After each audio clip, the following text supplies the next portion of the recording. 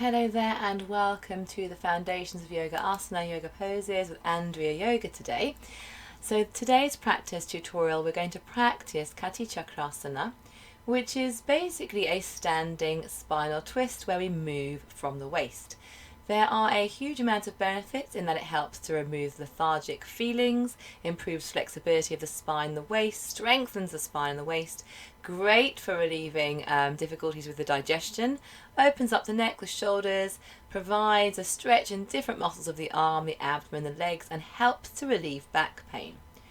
You'll want to avoid practicing this one if you have recently undergone any abdominal or spinal surgery, if you suffer with hernia, slipped disc, or any abdominal inflammation, and in particular avoid the practice during pregnancy.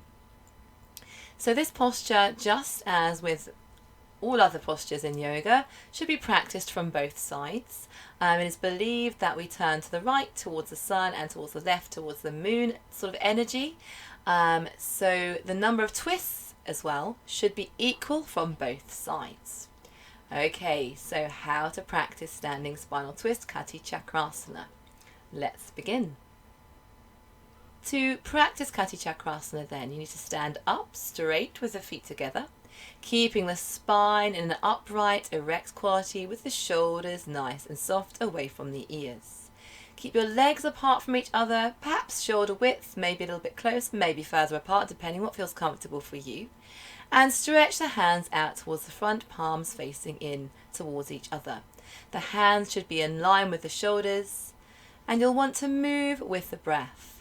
So movement to match the breath here. So as you inhale, you'll straighten up the spine, and as you exhale, twist from the waist over towards the right hand side, looking over the right shoulder if that's okay on your neck.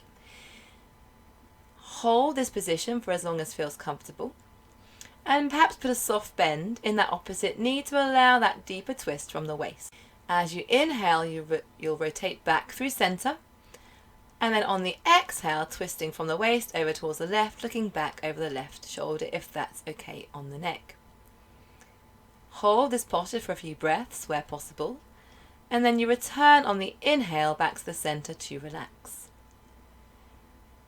There is the option, if you have that waist mobility, to take this into a bit of a wrap. So what you'll want to do as you bring the arms over towards the right hand side on your exhale is you might choose to wrap the right shoulder with the left palm and sweep that right palm around to hook the opposite hip. Here it can be very beneficial to bend that standing knee, the left knee here, as you look over towards the right, so to avoid torquing and twisting the knee. To return through center, gently release, moving from the waist, arms extended, and then exhale to repeat on the other side. Perhaps again you may choose to wrap that right palm around the left shoulder, sweeping that left palm around to hook the opposite hip. Keep the spine stretched upwards, look over that left shoulder if that's okay on the neck, and keep a soft bend in that right knee where possible or where comfortable to make this a deeper, more comfortable stretch. You can practice this asana 10 to 20 times or even more than that, however feels great for the spine and body, but always try to keep that sort of equality on each side, evening up the odds, so to speak.